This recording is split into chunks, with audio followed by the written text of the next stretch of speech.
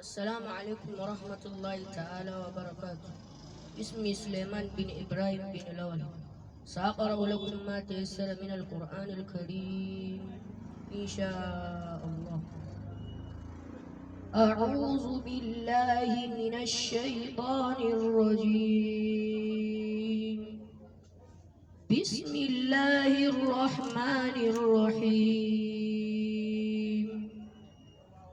وقال نسوة في المدينة امرأة العزيز تراود فتاها عن نفسه قد شغفها حبا إنا لنراها في ضلال مبين. فلما سمعت بمكرهن أرسلت إليهن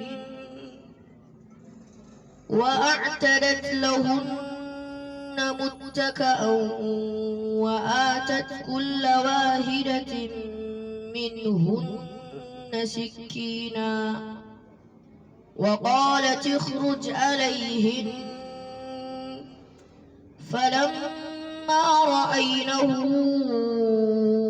أكبرنه وقطعن أيديهن